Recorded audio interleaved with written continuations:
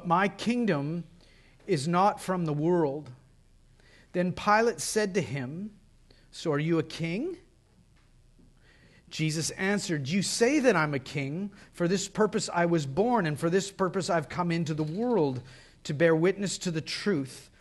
Everyone who is of the truth listens to my voice." Pilate said to him, "What is truth?"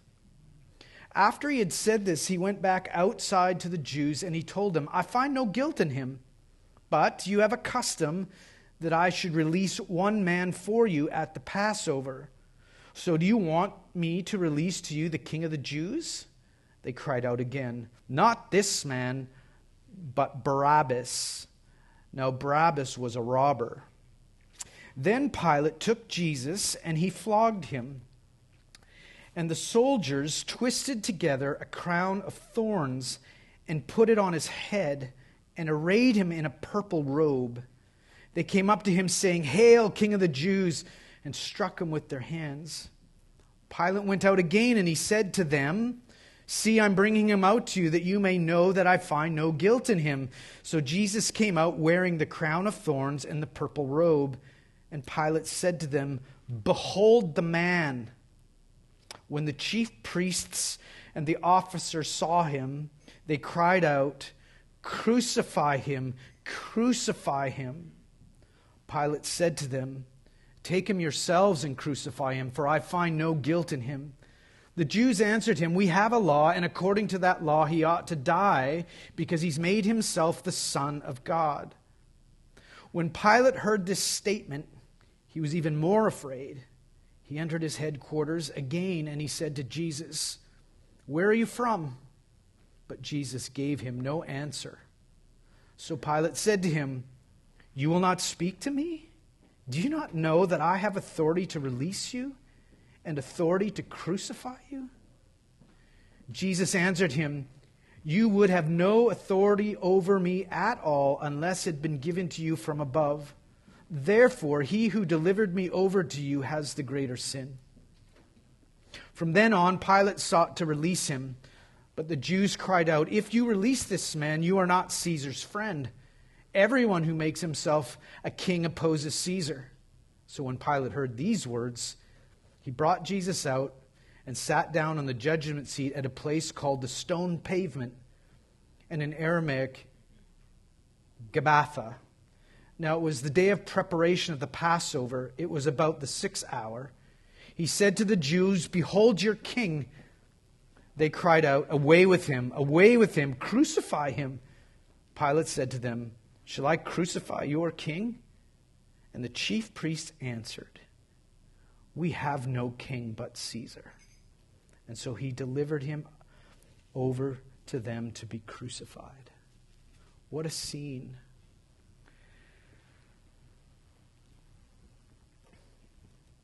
There's two verses here that have stood out to me in light of, maybe it's in light of all the things that are happening in our own culture, where it seems that evil is just over everything, that this once Christian nation is no longer Christian.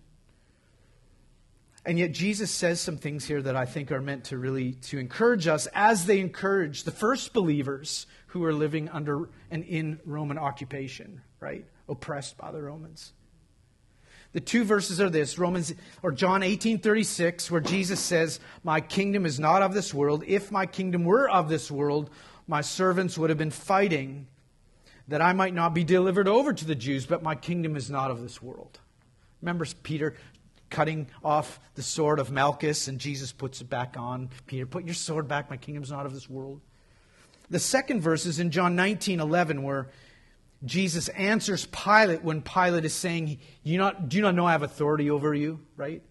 And Jesus answers Pilate, "You would have no authority over me at all unless it had been given you from above. Therefore, he who delivered me over to you has the greater sin." Those are encouraging words to God's people who find themselves in difficult places. And as I look out over our culture and I see that things are really shifting away from Christian values, from the Christian worldview, or that narrative that there is a God, that there is right and wrong, as we live in a post-Christian culture, I believe there still is hope. I believe there's a way forward for Christians in the midst of things that appear to be discouraging. In fact, there's always been a way forward, and that way forward's never changed. The early church, or the early Christians that I've been studying, were living in a culture that had many, many different gods. I was saying to Scott this week, Jabin had sent me a picture. He was in a Buddhist temple, and there was all these Buddhas on the wall. And I said, what would it look like if we spent a half an hour and defined all the gods of the culture? See, the Christians sat there, and they were so much more visual maybe than they are today. Right? There was the god of this or Zeus or whatever they were. And so what these Christians did, they would sit down and they knew all the sacrificial system around those gods, the life rhythms and rituals, how they served those and acknowledged those gods, and they made some decisions that they weren't going to participate in that. That was their act of rebellion. And yet these early Christians also lived under Roman rule. And because of their allegiance, and that allegiance had changed, they were seen as rebellious outsiders because they wouldn't participate serving the gods of the culture. They wouldn't involve themselves in the spiritual practices connected to those gods. Paul intimates this in this idea of eating meat that is sacrificed to idols. It doesn't matter if you eat meat sacrificed to an idol. It's just meat. But it does matter if your friend comes to you from that sacrifice telling you that this is what he's done, and then you participate. So these Christians were really sitting down trying to discern, how do we live in this world but not be of this world? These Christians, the very beginning of how they came to faith, it came to faith making a political statement. So whether you want to admit it or not, Christians are political. I'll define what that means. But this is what they would confess in Romans 10:9 and 10.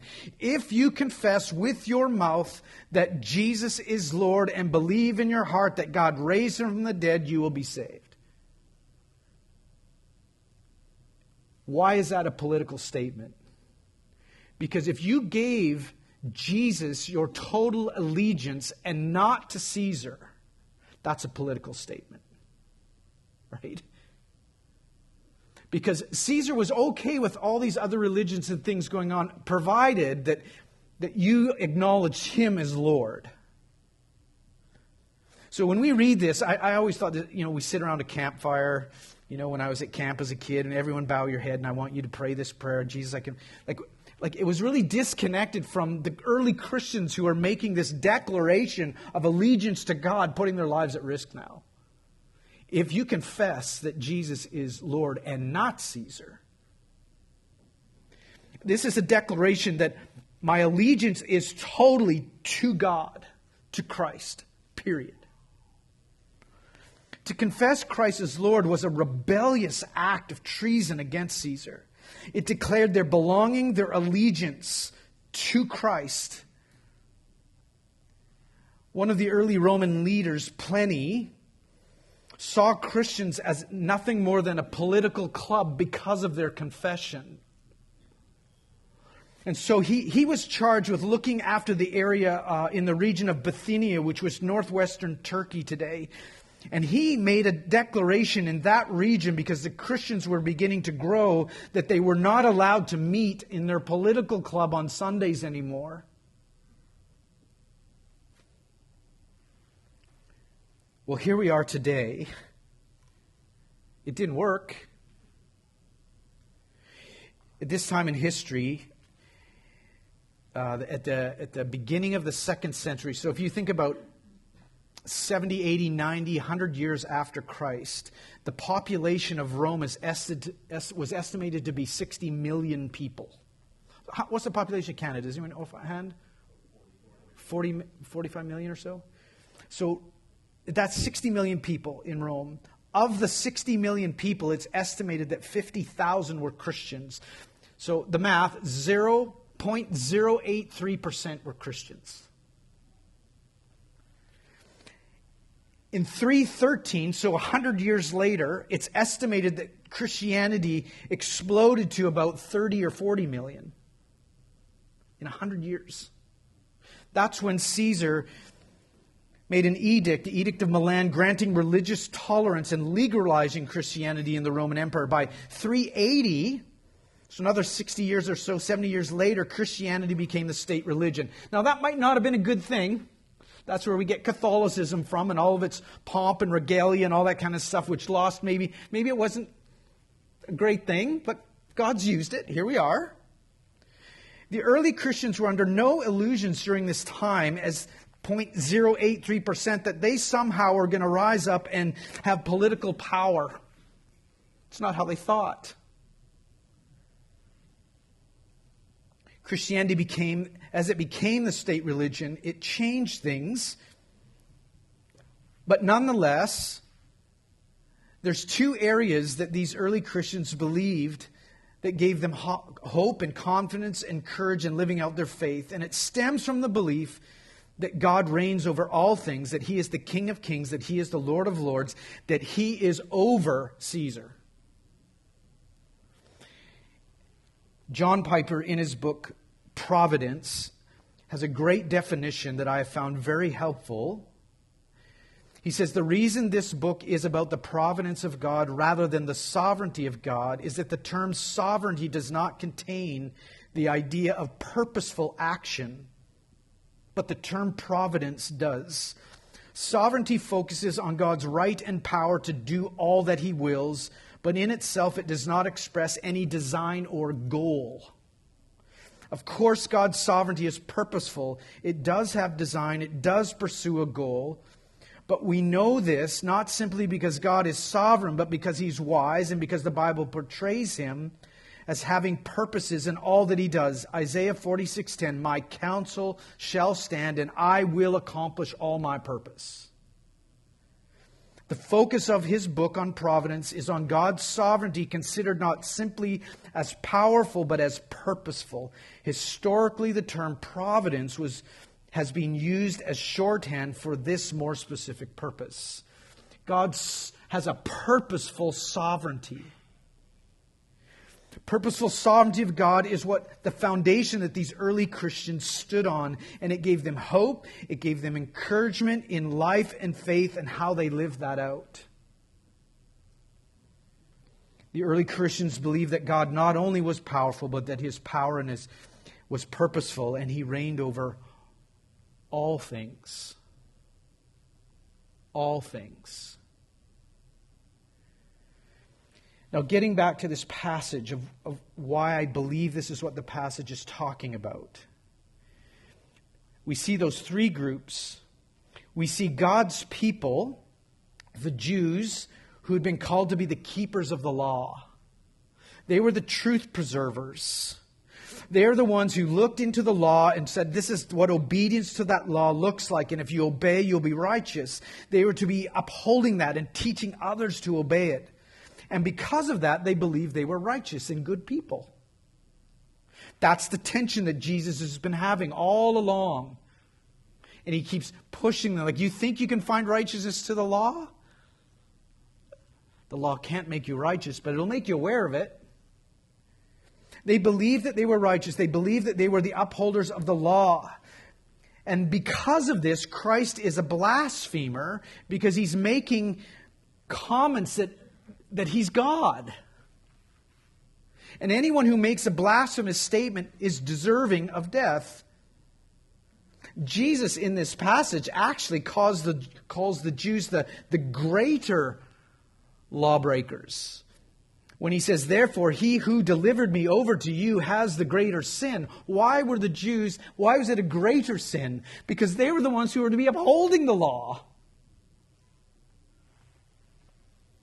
And yet we see that they are the breakers of the law. And we see Pilate here. He can't even obey the law of his own conscience. He knows what's right. We see it. It's amazing. It's that God, as an image bearer, has written his law on our hearts, and he can't obey his own conscience. Both the Jews and the Gentiles in this passage are lawbreakers. There is no one righteous, no, not one. Neither Jews nor Gentiles. In Romans chapter 2, Paul gives insight, because the whole beginning, the first 3 chapters of Romans is showing that the Jews, that they're not righteous, and that the Gentiles aren't righteous, and that both need a righteousness that comes from outside themselves, the righteousness of Christ. In Romans chapter 2 it says, "But if you call yourself a Jew and rely on the law and boast in God and know his will and approve of what is excellent because you are instructed from the law, and if you are sure that you yourself are a guide to the blind, a light to those who are in darkness, an instructor of the foolish, a teacher of children, having in the law the embodiment of knowledge and truth, you then who teach others, do you not teach yourself? While you preach against stealing, do you steal?" We might add in there, you say we shouldn't kill, but now you want to kill? You who say that you must not commit adultery, do you commit adultery? You who abhor idols, do you rob temples? You who boast in the law dishonor God by breaking the law, for it is written, the name of God is blasphemed among the Gentiles because of you. What an indictment to those who really believe that we got it right. Pilate, as we see the law of God written on his heart, he believes that Jesus is innocent. He's not buying into the rhetoric. But yet we see something interesting. He has the innocent Jesus flogged. I went and looked for pictures online this week of what would someone look if they were flogged. I wouldn't put them up here. The back would just be mutilated flesh. And then they take this robe and they press it into him. They take a crown of thorns and they beat it into his brow. He's innocent. You don't do that to innocent people. What's going on here? Why would Pilate do that? And then he brings Jesus out robed. You can just imagine what he would look like. It's said that most people didn't survive flogging. Some believe that Pilate showed mercy to Jesus here, that he didn't flog him as bad as they normally did. But that's probably why Jesus couldn't carry his cross all the way, because he's been beaten to such a weak state. And here, Pilate brings Jesus out in the purple robe with the crown of thorns, blood everywhere. He brings him out and he says, "Behold the man." In other words, he's saying, this is not a king. Why is he doing that? He's trying to awaken in these Jewish people a compassion. That maybe they would see this and they would extend grace and they would extend mercy.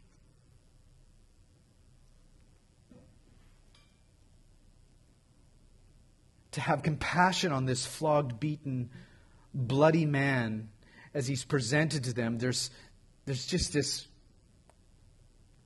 an incongruity. The Jews who had been delivered out of bondage by the gracious, merciful hand of God. The Jews who had been brought out of exile. The Jews who had been chosen and said, be a blessing to the nations. Their response to this is what? Crucify him.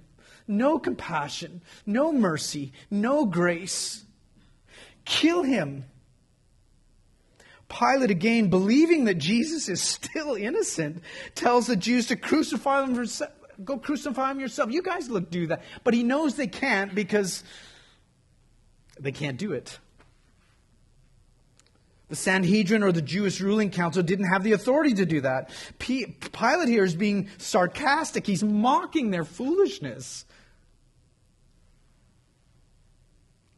Because he knows that they're doing this out of envy. But this doesn't This doesn't somehow get through to the Jewish people. They get enraged, they get angry, they get even more self-righteous. They're being led by the very baseness of their nature, and they begin to manipulate Pilate's sense of spirituality and his own belief in the gods. Do you not know that this is the Son of God? Well, wait a minute here. Now, Pilate believed in lots of gods, right? All of a sudden, this is a god. Oh, it puts him on his back foot because you don't want to tick off one of the gods, because if you tick off one of the gods, all sorts of calamity could rain out on our people. It won't go well for the people. The God will act in anger, or tragedy or harm or disaster will fall on the people. Pilate doesn't want to be blamed for this. It says it made him even more afraid. He takes Jesus into a more private setting and he begins to interrogate him further. He wants to know, where are you from? Are you the God of the sea? Are you the God of... Where are you from? And Jesus doesn't answer. Then Pilate again uses his own power and he begins to threaten Jesus. Do you not know I have the power to either release you or to crucify you? And Jesus responds with those words, you would have no authority over me at all unless it had been given to you from above. Therefore, those who delivered me over to you have the greater sin.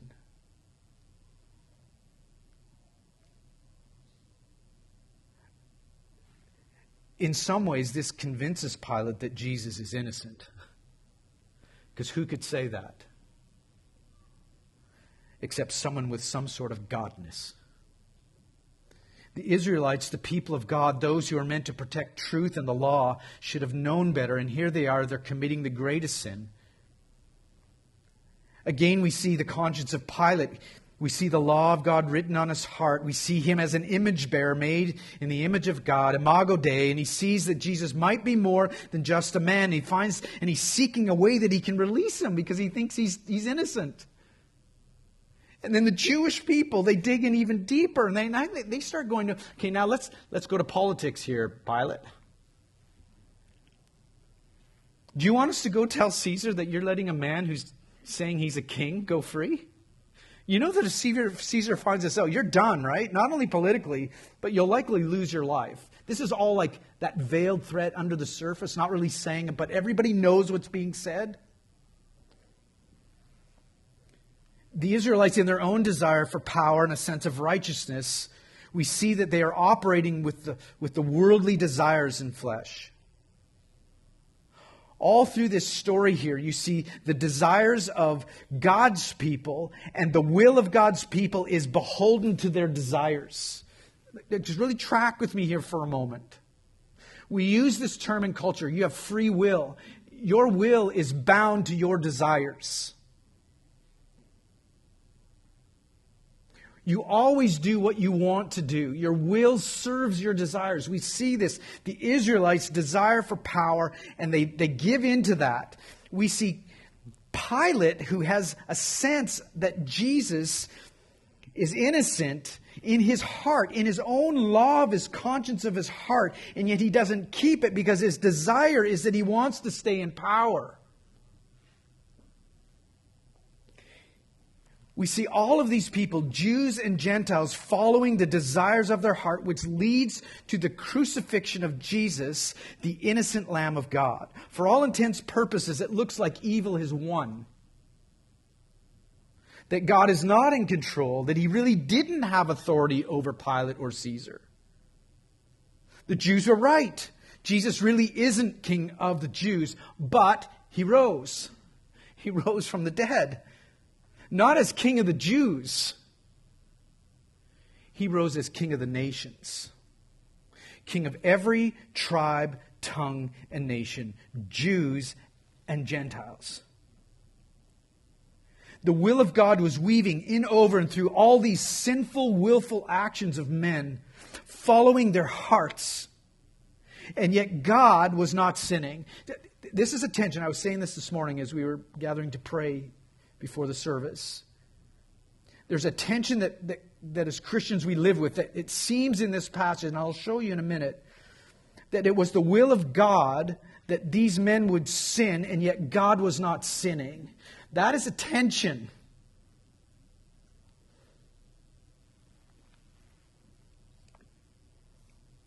Acts 2:22. Men of Israel, hear these words. Jesus of Nazareth, a man attested to you by God with mighty works and wonders and signs that God did through him in your midst, as you yourselves know, this Jesus, he was delivered up according to the definite plan and foreknowledge of God. You crucified and killed by the hands of lawless men. Do you see the tension? That God's will was that they would do what they did, but yet they did it? I was listening to a philosophical agnostic debating a Christian. And the agnostic, who once was an atheist, made this statement. He said, if God is almighty, all-powerful, and if God is all-knowing, then it has to be reasonable to think that he could do things that I could never understand or make sense of.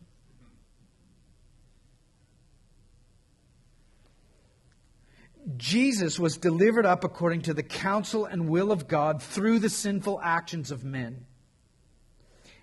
Acts 3:18. But what God foretold by the mouth of all prophets that his Christ would suffer, he thus fulfilled. Carrying on. In Acts 4:27, for truly in this city they were gathered together against your holy servant Jesus, whom you anointed, both Herod and Pontius Pilate, along with the Gentiles and the people of Israel, to do whatever your hand and your plan had predestined to take place. Why does the purposeful sovereignty of God, why is that meant to be an anchoring point for God's people? What does that matter for you tomorrow? Or is this just a truth that lives up in our brain and why? What's the big deal? So I want to try to bring it home into everyday life. Because the saints that have gone before us, they believe this. That's why they would be found suffering while singing, while Peter's jailed, chained to a wall, singing hymns. How could you do that? Because he knew his God was over that. In Proverbs 21:1, it says, the king's heart is a stream of water in the hand of the Lord. He directs it wherever he wills. Daniel chapter 2, verses 20 and 21, it says, blessed be the name of God forever and ever, to whom belong wisdom and might. He changes times and seasons. He removes kings and he sets up kings. He gives wisdom to the wise and knowledge to those who have understanding. Further on in Daniel chapter 4, at the end of the days, you remember Nebuchadnezzar is humbled? He's out eating grass like a cow. And then he comes to his mind and he says this, at the end of the days, I, Nebuchadnezzar, lifted my eyes to heaven and my reason returned to me. And I blessed the Most High and praised and honored him who lives forever. For his dominion is an everlasting dominion and his kingdom endures from generation to generation. All the inhabitants of the earth are accounted as nothing. And he does according to his will among the host of heaven and among the inhabitants of the earth. And none can stay his hand or say to him, what have you done? He goes on and he says a few verses later, now I, Nebuchadnezzar, praise and extol and honor the King of heaven, for all his works are right and his ways are just, and those who walk in pride he is able to humble. Romans 13:1 and 2, let every person be subject to the governing authorities, for there is no authority except from God, and those that exist have been instituted by God. Therefore, whoever resists the authority resists what God has appointed, and those who resist will incur judgment. 1 Peter says this, be subject for the Lord's sake to every human institution, whether it be to the emperor as supreme or to governors as sent by him to punish those who do evil and to praise those who do good. For this is the will of God, that by doing good you should put to silence the ignorance of foolish people. Live as people who are free, not using your freedom as a cover-up for evil, but living as servants of God. Honor everyone, love the brotherhood, fear God, honor the emperor. So Scripture's pretty clear, I think, that God reigns over everybody, from Putin to Carney to Trump to whoever. The list goes on. They're all under the authority of God. So here's my take home. When Donnie grumbles against some political leader, when I mock them, when I slander them, if I send some social media post that makes them look absolutely foolish, that's an interaction with God who's placed them there. That's hard in this world that we live in, right? Because that's how it works. I'm going to make the leader look foolish and like some insufferable jerk. Does that mean that we just fall in line and never question anything? Absolutely not. But how you do that is of the utmost importance.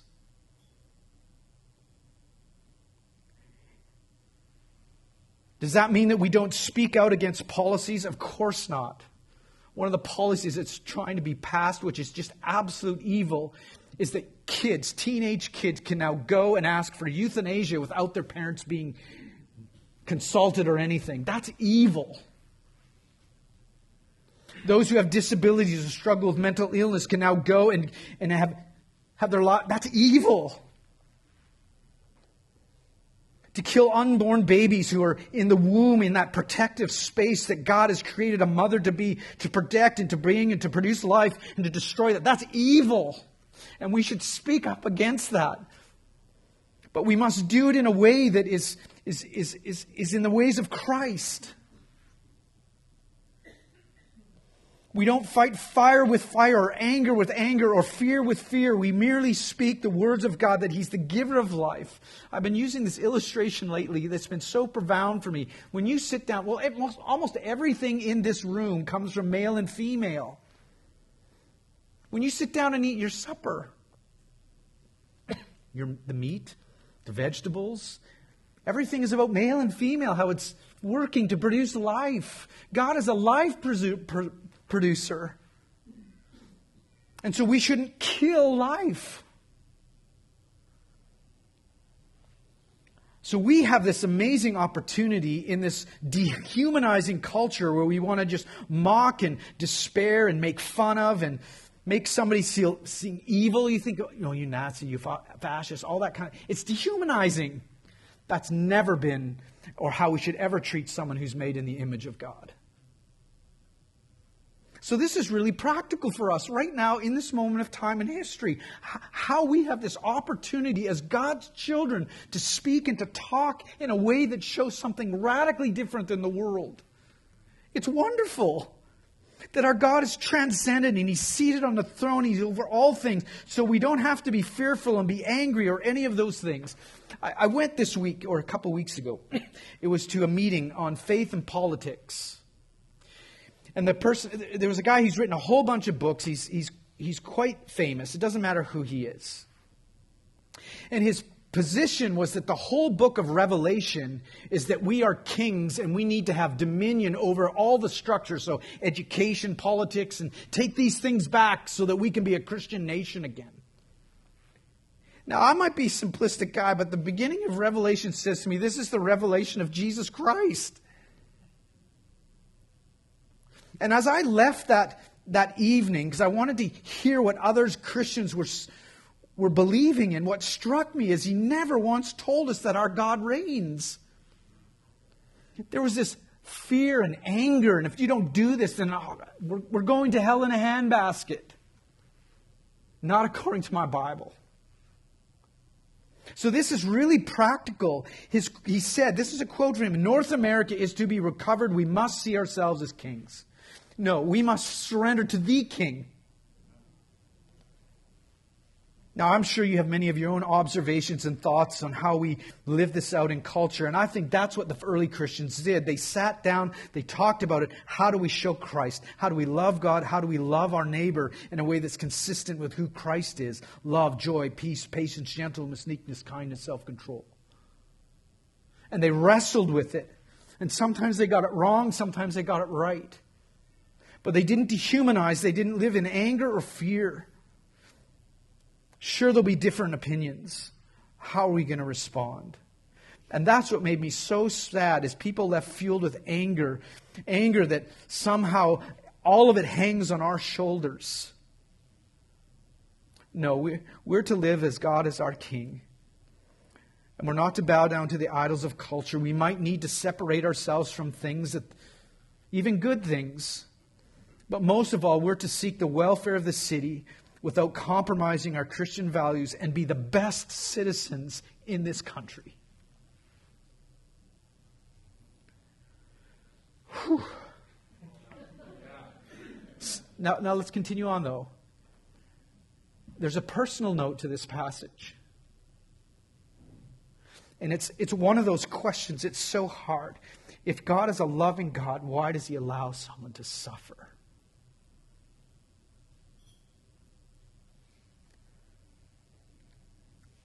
And yet we see here that God had a purposeful plan in the sufferings of Christ. It's hard to talk about suffering here this morning because I know some of the stories and I don't want to appear trite. I don't want to minimize pain. I don't want to minimize your struggles in it and the wrestle of faith in that. I don't want to seem that I don't care and this is just some calculated theological mental exercise of propositions. No, suffering is hard. Really hard. It's where we're challenged with, do we believe that God is good, that our Father's good and loving and kind? It's hard. I was listening to a pastor a few weeks ago. He was preaching on the story of Lazarus being raised from the dead. And as he's reading the account in the Scriptures, he stopped mid-sentence and he said, now you need to know that this was not the plan of God that Lazarus would die. God is just merely responding to this circumstance and He'll make it right. Did you know that that's heresy? It's called open theism, where nothing's really settled yet and man in his free choices and will is doing whatever he pleases and God is just running around responding to man, changing things for our good. That's heresy. And I was listening to that and I'm like, no, I think the reason why is because it doesn't fit into our understanding of God being loving, and we're wanting to let God off the hook. And he pressed this idea home. I see his heart. I see what he's doing. We don't want God to be seen as cruel or unloving, but that He can fix the situation. And the more that I thought about that, the more I thought that letting God off the hook or minimizing His influence in all these spheres of our life really isn't going to give someone hope in their suffering. And that's the tension that we have in our lives, in our hearts, as we wrestle with living in a cursed world, that we believe God is loving because it says God is love, and yet we suffer. I'm sorry, God, why are you doing this? And our struggle is we can't think of a reason why God would do A, B, C, or D. Whether it's a hurricane or a tsunami or the loss of a child And because I can't think of a reason for that, then there mustn't be one. No. Because I can't think of one is because I'm not God and I'm not all-knowing. I'm not omniscient. But my Bible does tell me, and I see it in Jesus Christ, that God is purposeful in suffering and He will use it for His glory and to the praise of that glorious grace. And He will do that through me as well. One of the greatest apologetics in the New Testament church was how Christians suffered with joy and in surrender to the sovereignty of God. He must be real. That doesn't mean it's easy. In fact, it requires the Spirit of God to move in our lives. But hear this, God is all-powerful, He is all-wise, He is all-knowing. Then He can do things that you and I cannot understand. He is infinite, I am a vapor. And yet at the cross of Jesus Christ, He showed that He has all authority. And at the cross of Jesus Christ, we see a loving Father sovereignly and purposely working through suffering for our good and His glory. And if He's done that once, He will do it again and again and again. Same Father, same story. And so as you and I come to the table today, we're reminded of a King who is over all things. We see a King who reigns with all authority,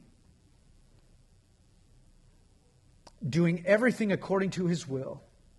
But we also see our King reigns over suffering and losses and even our own rebellious sins.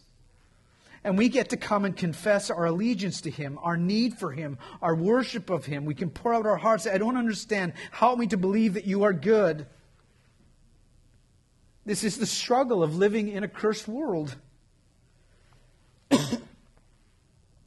I heard a missionary story this week. They were missionaries in Turkey. And as they were missionaries there, they had a child, and that child was born with complications, and the child died at 10 months. Of course, it devastated them. And so they came back to America, and they were at a church service. And the very first Sunday that they came back, there was a song that was singing, "Blessed be your name." Here are some of the lyrics to that song. "Blessed be your name on the road marked with suffering. Though there's pain in the offering, blessed be your name. You give and you take away. You give and you take away. My heart will choose to say, Lord, blessed be your name." The pastor knew the missionaries well. And as they were singing that song, he looked over going, I wonder how they're going to take this. And they were standing there like this, worshiping God. How is that possible?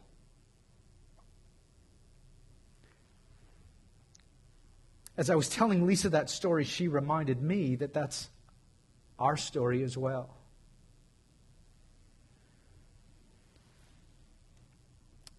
Lisa reminded me that on one of the miscarriages that we had, one of the first songs that she heard after that loss was that song. And I remember the night after, that particular night after that miscarriage, which there was 3, I remember I had to go speak at a YFC gathering. And I was able to just go and worship. Is that because no, that's just grace. It's just grace. Trusting in a Father who's good. And so this morning, it is my hope that I would grow in that belief. That you would grow in that belief. And if you hear anything this morning, and if you are a Christian, hear this. God is your Father, and He loves you. And that He's in, over, and through all things. And I know one thing, He understands suffering. He really understands suffering. Because He went to a cross and He suffered. He's not distant to us in our suffering. That's why He says, come to me and I will give you rest. Come to me. I understand. This is the heart of Christianity. We don't suffer for the sake of suffering. We suffer because we're in a world that is not right yet. We're not there yet. But we don't believe that, we just believe that He's with us in it. And we know that He has a purpose in it. And we know that He loves us. And if God is for us, who can be against us? Some things to think about as you navigate out your faith in this world. What would it look like to believe that God truly is transcendent in our conversation with others? So that's my prayer, that you'd go and wrestle with this. If you have questions or you want to wrestle through this with me, I'd love it, because it is hard. And right now I'm having all these conversations with Jabin as he's in a setting that people see things really differently, and that's okay. But I do believe that God is sovereign, and it's a mystery. It's just a mystery how God and us and our choice and God and sovereign, it's a mystery, and we have to live with that mystery, because it seems that Scripture says both. And yet in it, it gives us hope and courage, and we don't have to walk in fear when we know that our dad, my dad, is bigger than your dad. Let me pray. Father, as we come to the table this morning, to your table, I pray that you would just remind us, Jesus, of who you are. That as we eat, we would find a satisfaction in knowing that you are a reigning God who's over all. As we drink, that we would be empowered, reminding us in your suffering that you are with us in it. I pray for my brothers and sisters here that you would give them this grand vision of your greatness and your majesty, of your purposeful sovereignty. That you are for your people, and the work that you start, you will carry on to completion. And that all the difficulties that come into our lives are not to destroy us. They are to form us into the image of Christ. Help us to live by faith and trusting ourselves more fully to you. We pray this in Jesus' name. Amen.